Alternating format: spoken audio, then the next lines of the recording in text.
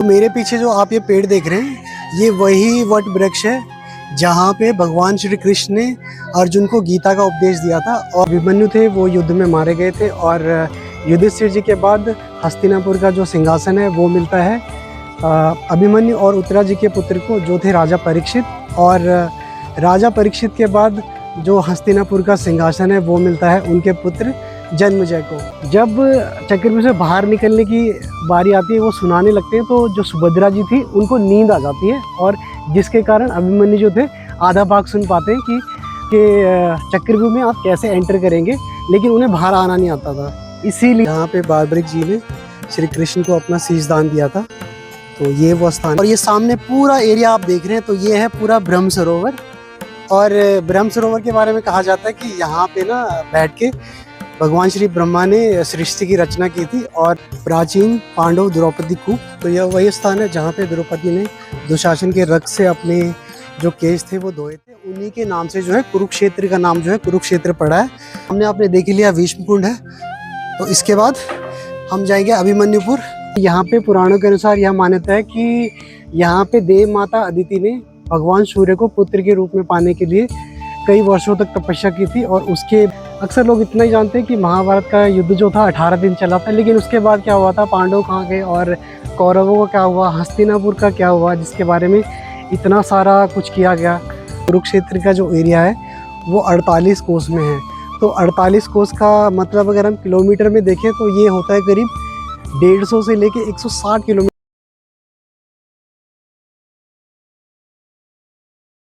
तो अभी ना करीब 10 मिनट बाद हम लोग पहुंच चुके हैं ब्रह्म सरोवर, और रेलवे स्टेशन से ब्रह्म सरोवर की दूरी है वो है करीब 3.5 किलोमीटर, जिसके लिए ये लोग लेते हैं 20 रुपये। और अगर आप ई रिक्शा में आते हैं और अच्छी बार्गेनिंग करते हैं तो आप 10 रुपये में भी यहाँ पे आ सकते हैं। तो ये सामने है मेरे ब्रह्म सरोवर, आपको अभी दिखाता हूँ और फिर चलेंगे अंदर। तो रेलवे स्टेशन से हमने लिया ऑटो, जिसका किराया हमें पड़ा 20 रुपये, और अभी आप सामने देख रहे हैं तो हम लोग पहुँच चुके हैं ब्रह्म सरोवर में। तो ये पूरा एरिया जो आपको दिख रहा है ना, ये ब्रह्म सरोवर का है।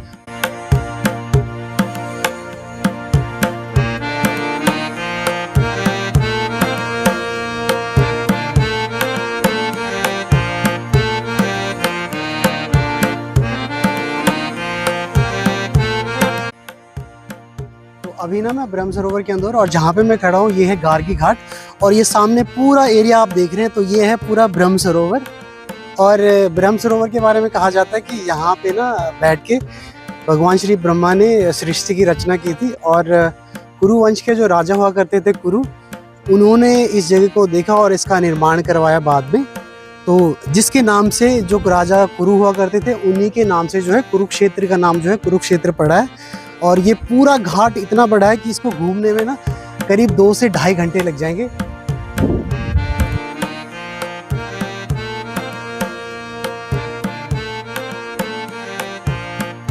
तो अगर ब्रह्म सरोवर की एरिया की मैं अगर बात करूं तो ये करीब 3.5 किलोमीटर में फैला हुआ है। तो आप सोच सकते हैं इसको घूमने के लिए आपको कितना टाइम चाहिए।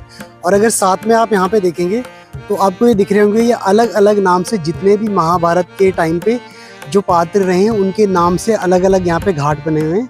अगर सूर्य ग्रहण के दिन यहाँ पे आप स्नान करते हैं तो वो जो स्नान किया होता है उसका पुण्य जो होता है एक अश्वमेध यज्ञ के बराबर होता है। और साथ ही में अगर आप वहाँ पे देखेंगे उतनी दूर, तो वहाँ पे है श्री सर्वेश्वर महादेव का मंदिर।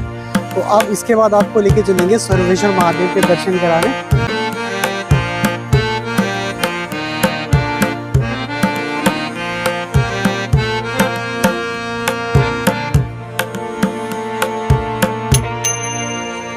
जो कि मंदिर समर्पित है भगवान शिव को। और इस मंदिर के इतिहास के बारे में बात करें तो प्राचीन काल से ये मंदिर यहाँ पे है। और इस मंदिर के बारे में कहा जाता है कि इसका निर्माण जो है स्वयं श्री ब्रह्मा जी ने करवाया था।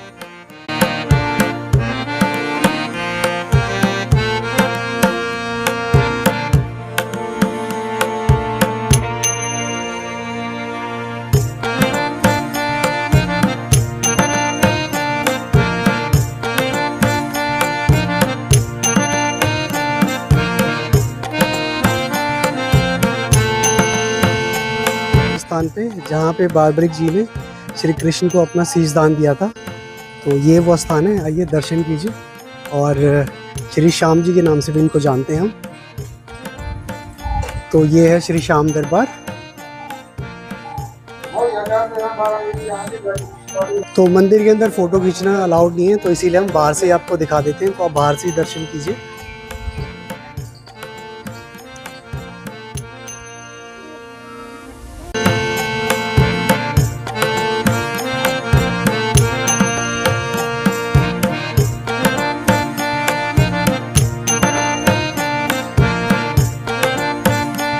और मंदिर के ही ठीक सामने दिखेगा आपको प्राचीन पांडव द्रौपदी कूप। तो यह वही स्थान है जहाँ पे द्रौपदी ने दुशासन के रक्त से अपने जो केश थे वो धोए थे। और अभी क्या है कि यहाँ से जो जाना है वो बंद हो रखा है, तो इसीलिए मैं आपको ऊपर से ही ये दिखा रहा हूँ।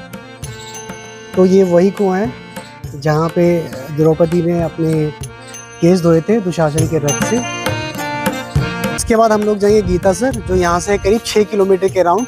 तो चलिए अब चलते हैं बाहर। तो ब्रह्म सरोवर से निकलकर अभी हम लोग आ चुके हैं ज्योतिसर। और ज्योतिसर वही स्थान है जहाँ पे भगवान श्री कृष्ण ने अर्जुन को गीता का उपदेश दिया था। तो ब्रह्म सरोवर से ज्योतिसर की दूरी जो है लगभग 7 किलोमीटर है। तो अगर आप यहाँ पे आना चाहते हैं तो आप ऑटो से भी आ सकते हैं। और यहाँ पे ना मैंने एक चीज़ और देखी है कि जितनी भी यहाँ पे घूमने की जगह हैं वो सब लगभग सेम दूरी पे हैं। और इसी तरह आज हम पहुँच चुके हैं ज्योतिसर में। ये आप सामने देख सकते हैं पूरा ज्योतिसर का एरिया है। और ज्योतिसर वही जगह है जहाँ पे श्रीमद् भगवद गीता का इसको जन्मस्थली माना जाता है। कहा जाता है कि यहीं पे भगवान श्री कृष्ण ने अर्जुन को गीता का उपदेश दिया था। तो सामने मेरे ये आप देख रहे हैं ये ज्योतिसर तीर्थ है। तो यहाँ भी जो श्रद्धालु हैं वो स्नान करते हैं। तो मेरे पीछे जो आप ये पेड़ देख रहे हैं ये वही वट वृक्ष है जहाँ पे भगवान श्री कृष्ण ने अर्जुन को गीता का उपदेश दिया था। और माना यह भी जाता है कि यह जो वट वृक्ष है ये प्राचीन काल से यहाँ पे है। और इसको करीब 5000 से लेके 7000 साल हो गए हैं इस पेड़ को यहाँ पे।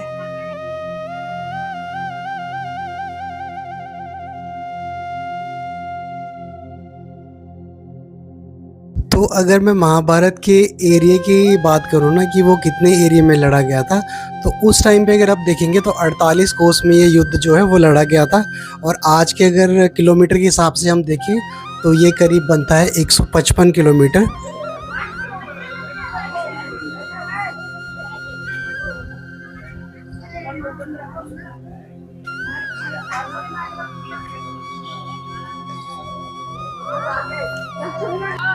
तो ये जो आप सामने देख रहे हैं ना ये है गीता जन्मस्थली का स्थान जहाँ पे भगवान श्री कृष्ण ने अर्जुन को गीता का उपदेश दिया था। और यहाँ पे आप देखेंगे तो ये रथ क्या करती है, एक तरफ बैठे हैं भगवान श्री कृष्ण और दूसरी तरफ है अर्जुन।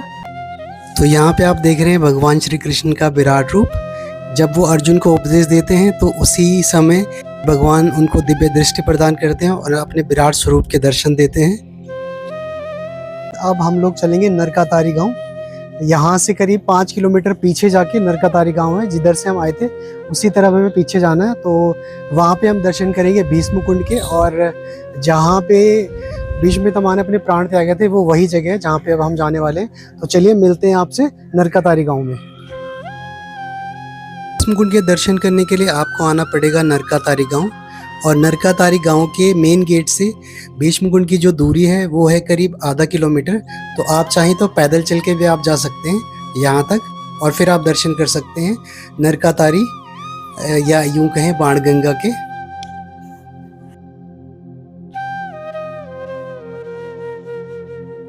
अभी हम पहुंच चुके हैं महाभारत युद्ध भूमि भीष्म पितामह नरकातारी मंदिर में।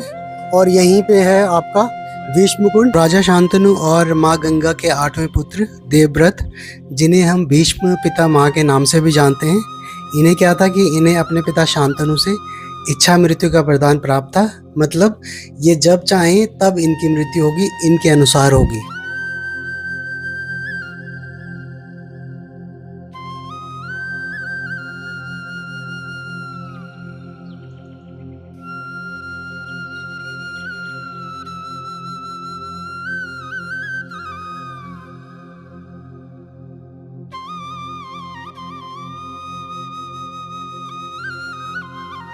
तो सामने मेरे आप देख रहे हैं भीष्म कुंड और ये जो आपको दिख रही है ये है बाणगंगा। अब बाणगंगा वो है जब भीष्म पितामह ने अर्जुन से अपनी प्यास बुझाने के लिए पानी के लिए बोला, तो उन्होंने क्या किया, धरती पे तीर चलाया और वहाँ से पानी की जो बौछार निकली वो है आपकी बाणगंगा। अभी क्या है कि जो कुरुक्षेत्र का एरिया है ना, यहाँ पे काफ़ी सारी जगह घूमने के लिए। अब जैसे हम सुबह यहाँ पे आ गए थे तो हम पहले गए ब्रह्म सरोवर, फिर गए ज्योतिसर और ये है भीष्म कुंड। तो करीब आधा दिन हो गया हमें सब घूमते हुए। तो यहाँ के लिए क्या है कि बहुत सारा टाइम चाहिए। तुमने आपने देख लिया भीष्म कुंड है, तो इसके बाद हम जाएंगे अभिमन्युपुर। कुरुक्षेत्र के रेलवे स्टेशन से करीब 12 किलोमीटर की दूरी तय करने के बाद मैं पहुँच चुका हूँ अभी अभिमन्युपुर में। और पहले जो इस गांव का नाम था वो था आमीन, लेकिन अभी भी लोग इसे आमीन के नाम से बुलाते हैं, ना कि अभिमन्युपुर के नाम से। तो अगर आप कभी भी आते हैं यहाँ पे तो आपको आमीन ही बोलना सही रहेगा, कि अगर आप आमीन बोलते हैं तो आपको कोई भी आसानी से बता देगा। अब हम लोग पहुँच चुके हैं उस स्थान पे जहाँ पे चक्रव्यूह की रचना हुई थी और वीर अभिमन्यु का जो था महाभारत के दौरान वध हुआ था। तो ये सामने आप देख रहे हैं वीर अभिमन्यु की जो प्रतिमा है ये लगी हुई है।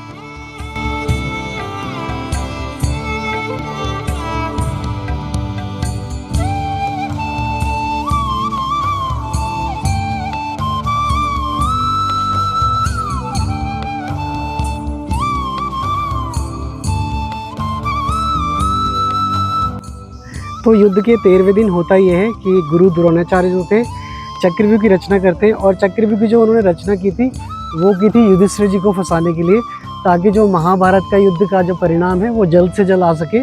लेकिन होता क्या है कि जो चक्रव्यूह को तोड़ना अर्जुन को आता था और साथ ही में अभिमन्यु जी को आता था। तो क्या हुआ कि युद्ध के दौरान लड़ते लड़ते जो अर्जुन थे वो युद्ध क्षेत्र से कहीं दूर चले जाते हैं और बचते हैं यहाँ पे अभिमन्यु, जो सिर्फ चक्रव्यूह को तोड़ना जानते थे। तो होता क्या है कि युद्ध के 13वें दिन जब अभिमन्यु जी थे वो चक्रव्यूह में एंटर करते हैं, तो मुख्य द्वार पे क्या है जयद्रथ खड़े होते हैं। अब अगर मैं आपको दिखाऊं तो ये मान के चलिए मुख्य द्वार है और यहाँ पे जयद्रथ खड़े हैं। तो क्या करते हैं, जब अभिमन्यु एंटर कर जाते हैं तो चक्रव्यूह के अंदर, तो जयद्रथ क्या करते हैं, जो बाकी बच्चे पांडव थे उनको बाहर ही रोक लेते हैं। अब उसके बाद ये आप 7 लेयर देख रहे हैं, 1 2 3 4 5 6 7। तो ये 7 किले को तोड़ के अभिमन्यु जी को अंदर पहुंचना था और वो पहुंचते हैं। और यहाँ पे अंदर ना 7 अलग अलग योद्धा थे, जिनमें गुरु द्रोणाचार्य थे, अश्वत्थामा था, दुर्योधन थे और बाकी सारे और लोग भी थे। तो ये क्या करते हैं कि जब अभिमन्यु जो थे वो लास्ट किले में पहुँचते तोड़ते तोड़ते, तो उनको क्या था, चक्रव्यूह के अंदर जाना आता था लेकिन उसको भेदना नहीं आता, उससे बाहर निकलना नहीं आता था। वो सिर्फ अर्जुन जानते थे। अब इसके पीछे का क्या कहानी थी कि होता ये कि एक बार जो थे अर्जुन सुभद्रा जी जो उनकी पत्नी थी उनको चक्रव्यूह को तोड़ने के बारे में बता रहे होते हैं। और उसी दौरान क्या होता है कि सुभद्रा जी के गर्भ में होते हैं अभिमन्यु, और अभिमन्यु जो थे ये चीज़ सुन लेते हैं कि किस तरह चक्रव्यूह को तोड़ा जाता है। लेकिन जब चक्रव्यूह से बाहर निकलने की बारी आती है वो सुनाने लगते हैं, तो जो सुभद्रा जी थी उनको नींद आ जाती है, और जिसके कारण अभिमन्यु जो थे आधा भाग सुन पाते हैं कि चक्रव्यूह में आप कैसे एंटर करेंगे, लेकिन उन्हें बाहर आना नहीं आता था। इसीलिए ये हुआ कि वो चले तो गए थे अंदर लेकिन बाहर नहीं आ पाए, और इसी दौरान धोखे से उन्हें सारे जो 7 के 7 योद्धा थे उन्होंने अंदर उन्हें घेर लिया और उनका वध कर दिया धोखे से। और ये आप सामने देख सकते हैं उन्होंने हाथ में ये चक्र पकड़ा हुआ है, क्योंकि लास्ट में उनके पास कुछ नहीं बचता, तो अपने रथ का पहिया निकाल के लास्ट तक युद्ध करते हैं। और लास्ट में होता क्या कि दुशासन के जो पुत्र होते हैं वो अभिमन्यु पे पीछे से वार करते हैं, जिसके बाद अभिमन्यु जी की मृत्यु वहीं पे हो जाती है। तो ये इसे वैसे अभिमन्युपुर के नाम से जाना जाता है, लेकिन लोग अभी भी इसका जो पुराना नाम है आमीन, इसको उसी नाम से जानते हैं जहाँ पे ये अभिमन्यु का किला बना हुआ है। तो आप इजीली 50 रुपीज़ में यहाँ पे अगर ई-रिक्शा से आते हैं तो आप आराम से पहुँच जाएंगे। लेकिन अगर आप पर्सनल बुक करेंगे तो प्राइजेस कहीं ना कहीं आपको ज़्यादा बताएंगे। तो सामने ये अदिति वन है, और अभी अभिमन्यु किला घूमने के बाद हम लोग अदिति वन में भी जाएंगे। और ये भी एक तीर्थ है, और यहाँ पे सूर्य कुंड है जहाँ पे भगवान सूर्य का जन्म हुआ है। तो अब जाएंगे इसके बाद वहाँ पे। तो और अदिति वन वही जगह है जहाँ पे माता अदिति ने सूर्य भगवान को पुत्र के रूप में पाने के लिए यहाँ पे तपस्या की थी, और अभी मैं आपको दिखाऊंगा, ये बड़ा सुंदर है। तो ये आप मेरे सामने देख रहे हैं, ये है सूर्यकुंड, और ये जो पूरा एरिया है आपके इसके आसपास का, ये है अदिति वन। इस एरिया को पूरा अदिति वन कहते हैं, और ये सामने सूर्यकुंड है। तो यहाँ पे पुराणों के अनुसार यह मान्यता है कि यहाँ पे देव माता अदिति ने भगवान सूर्य को पुत्र के रूप में पाने के लिए कई वर्षों तक तपस्या की थी, और उसके बाद उन्हें मार्तंड जो थे, वो भगवान सूर्य का ही दूसरा रूप है, उनके रूप में उनको पुत्र की प्राप्ति हुई। तो मार्तंड का मतलब होता है कि मृत अंडे से जन्मा हुआ बच्चा, तो वो थे सूर्य भगवान। और देव माता अदिति हैं राजा दक्ष की पुत्री और ऋषि कश्यप की पत्नी। तो अगर हम देखें तो देव माता अदिति जो है वो हैं देवों की माता। और इसके अलावा जो कुरुक्षेत्र का एरिया हम बोलते हैं ना, तो ये 48 कोस, अगर यहाँ पे आप आएंगे तो आपको अक्सर सुनने को मिलेगा कि कुरुक्षेत्र का जो एरिया है वो 48 कोस में है। तो 48 कोस का मतलब अगर हम किलोमीटर में देखें तो ये होता है करीब 150 से लेके 160 किलोमीटर का एरिया था, जिसमें महाभारत की घटनाएं हुई। और यहीं 48 कोस में आपको कई सारे तीर्थ देखने को मिलेंगे।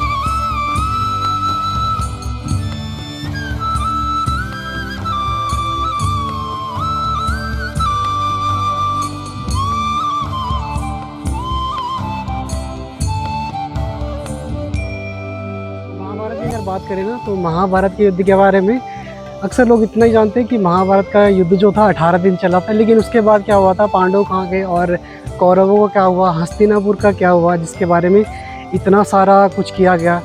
तो होता क्या है कि जब महाभारत का युद्ध ख़त्म हो जाता है तो युधिष्ठिर जो थे उन्हें हस्तिनापुर का राजपाट सौंपा जाता है। और उसके बाद करीब 35 साल तक युधिष्ठिर जो थे हस्तिनापुर पे राज करते हैं। और वर्तमान में अगर बात करूं तो महाभारत वाला हस्तिनापुर जो है वर्तमान में मेरठ में स्थित है। और करीब 35 वर्ष तक शासन करने के बाद जब स्वर्गारोहणी के लिए पांडव जाने लगे, अभिमन्यु थे वो युद्ध में मारे गए थे। और युधिष्ठिर जी के बाद हस्तिनापुर का जो सिंहासन है वो मिलता है अभिमन्यु और उत्तरा जी के पुत्र को, जो थे राजा परीक्षित। और राजा परीक्षित के बाद जो हस्तिनापुर का सिंहासन है वो मिलता है उनके पुत्र जन्मेजय को। तो फिर मिलेंगे आपको एक नई डेस्टिनेशन के साथ। तब तक आप बने रहिए मेरे चैनल के साथ और देखते रहिए टेस्ट एंड ट्रैवल विद आरती। नमस्कार।